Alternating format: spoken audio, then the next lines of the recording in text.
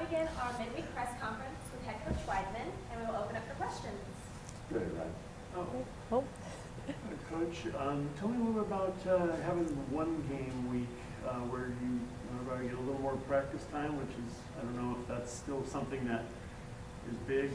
When you just have the one game as big, because maybe you're thinking about 2 games in a week. But Yeah. Tell me a little bit about when you just have the one game by Saturday. What's different about this week? Yeah, no, I think it's nice to just prep for one team because you're usually prepping for 2.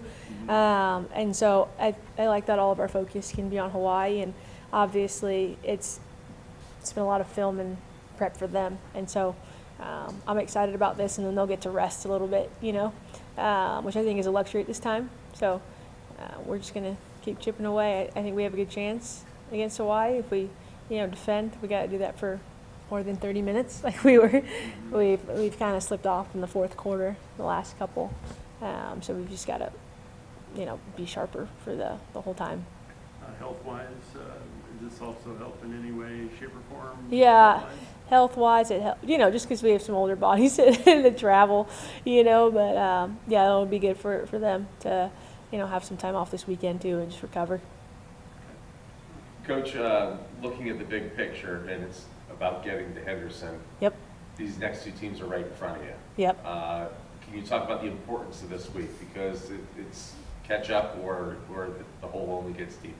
Yeah, and we just talked about that. Like, our goals are still intact, but these are must wins. We need to protect home, and then we need to take care of business on the road. But we're just trying to take it one game at a time with our guys, and know that the top 4 are probably already in, right? But we have to attack these games, and so they know the importance of it, and we're going to keep harping on it.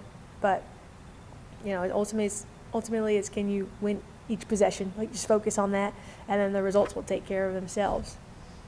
This Hawaii team's been dominant over the years, and yet they got out to a 0-5 start. They won their last 2. What have you seen about them?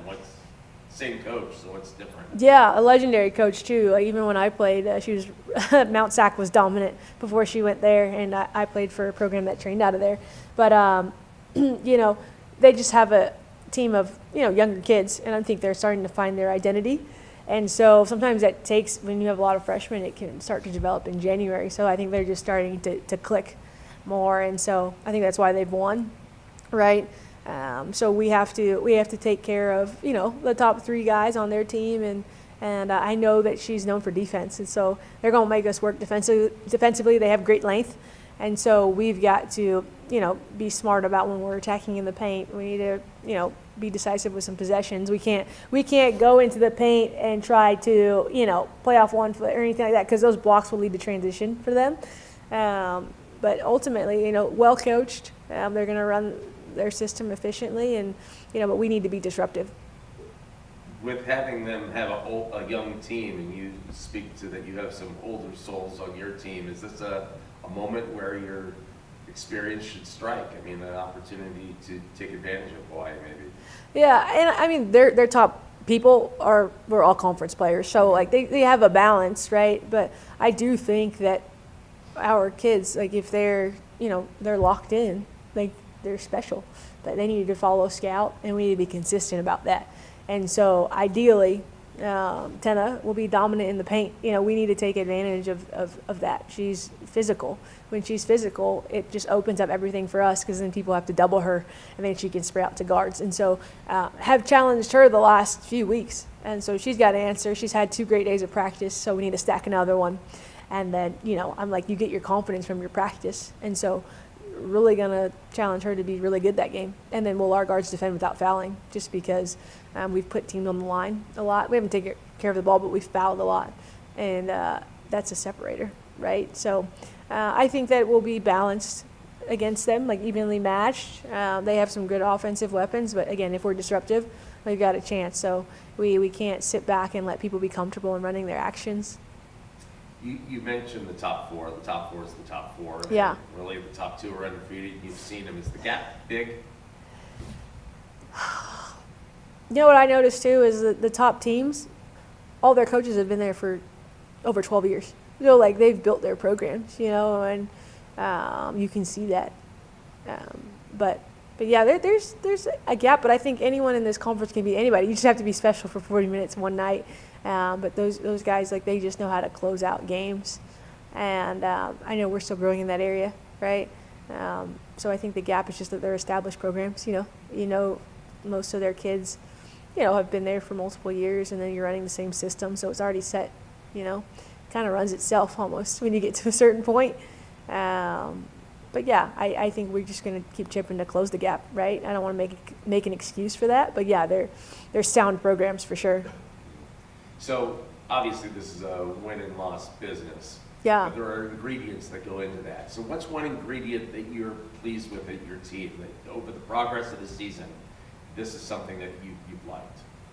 Yeah, I'm pleased with just competing. Now we have to compete at a higher level, but like I was talking to them today, like, okay, I desire more, right? But I know we're building this from the ground up. So, okay, you've tripled your win total, but like let's keep chipping. Like, will you compete every day so that we can start to really, keep on building the program? And so I like that they compete. And so ideally we can get all of them to compete, at the same time. Sometimes we'll have 3 or 4 people competing at a high level defensively, or 2. We need all 5. And when we're competing on both ends of the floor, when they do that, they're pretty special. And so I'm proud of that, because that was an area I was like, okay, we need more competitors. And again, like when we recruit again, like we need more competitors. And so I know we're trending upward, so that's a plus if I zoom out. And they're just going to keep trying to build it with people who are competitive. So flip the script. What's the ingredient that's missing or it just hasn't come along yet? I think what is missing, we just need more length. And that comes down to recruiting. And I think defensively, we've just got to be a little bit more sharper. Like when we're pressing, that helps us. So we have to have that mentality, like I'm going to pressure you the whole game. And so that's somewhere like want to grow with this team and then build on. And that be a part of our identity. That'll be huge. You referenced defense and having 3 out there playing hard or 4 playing out there hard, or not hard, maybe they're all playing hard. Yeah, not connected, I guess. Yeah, exactly. Yeah. So how many of your best defenders are also your best offensive players? Yeah. And how many times do you have to sacrifice one to get the other? Yeah, 2 of them, Morgan and Cece are like best defenders. Aaliyah Carter. Aaliyah Carter's the best on ball. And then Morgan's up there, and then Cece.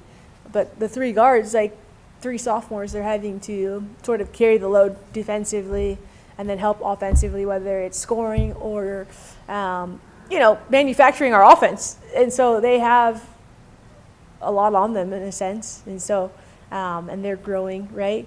But yeah, they carry the load in that. And so it's nice when, when Tenna has games where, if they get beat and help and she's like blocking shots, like it makes it, they don't have to be perfect defensively. And so, yeah, those guys have to do a lot on both ends. And so just continue to, encourage them to keep pushing, because they could be special, especially get them, in junior and senior year. They're, like, our sophomores are kind of running the show. And final one for me, you referenced length. There's an old saying, you can't teach speed. Yeah. And I guess you got to wait a year to recruit length. But how do you make up for lack of length? What do you do? Yeah, we just have to be, like, change up our coverages more. I think you have to be smarter. Like, can you play to angles better? Can we mix up our coverages more? And, whether we're blitzing, which is strapping, right, or doing different things out of hedges, but can we, try to use our speed rather than our length? And we've got to be more opportunistic in that, I believe. And so I think that's an adjustment we have to make, the rest of the way, so we can fly around. You have to create some chaos defensively if you're smaller, because, yeah, some teams have the length to bang, pound it inside, and then you're in trouble. Like I thought that happened against Davis. Late game, they could go inside to their post, and you can count that she was probably going to score it. And so challenging Tenna in practice too, like, because late game, you always want to get a layup, right, or a paint touch. And so if we're calling your number, like, you got to be able to score that so that we can draw fouls or get and ones or at least get, an easy look. So I think anytime you can play inside and outside, you're at an advantage. I lied, I have one more. It's okay. I referenced your next two games. Let me just reference the Hawaii game. Yeah. But it applies to Cal Poly. Is there a sense of urgency right now? Absolutely. I have that every day. I'm trying to get you guys to have it every day, but the urgency is there. Like, there's 12 regular season games left, and you should value every one of them. And now, I don't want to focus so much on the outcome because I don't want our kids to be focused on that. But like our prep and our habits and our standards better be right. And then when those are right, I don't even have to look at the scoreboard. Like the games we won, I just know we're winning because our habits are right defensively. Are we taking care of the ball? I think a synergy and an energy comes like when you're defending. You can create and generate easy offense. And so if you're doing the right things every day, the wins will take care of themselves. And so my urgency is, are you locked into film? Do you know scout? Are our practices intense? Are we making shots? And then I can live with, how things play out. But yeah, I'm on their tail every day about that. And I'm like, look, everything that I believe for in this program, which is to go to the NCAA tournament for the first time, that's intact. But you have to get in the tournament, and that goal, it can still happen. People can lose, we have to win.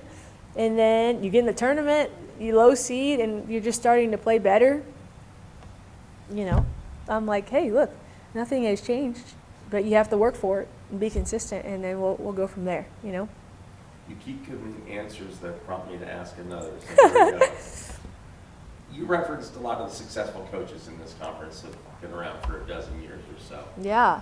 When you look inside yourself and you as competitive as you are, and you're probably honest with yourself as well, how long do you think, I mean, lightning can strike, you could make the tournament this year. Yeah. And I mean the big tournament. Yeah. I'm just sort of wondering, what do you think is a realistic plan to say, I'm on level ground with everybody else, and now it's just up to us to win? Yeah. Everyone asks me that. I really do think it's year 4. I think 3. If we get the length we need, year 3 for sure.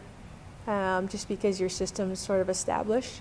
But I know that everything we do works in this league. You just have to keep continuously. That's recruiting, like just getting better players, right, and trying to even the playing field. But I do think any rebuild to this extreme is going to take 3 to 5 years. If I'm completely honest. But obviously, I'm not as patient. But that would be the honest truth for me. 3 to 5 years to get something going. And you just look at it. It took time. It takes time. I think even Irvine started off slow when they got it going. Great coaches, but if you want to build something that's lasting, and sustainable, I think it takes some time. I'm really done.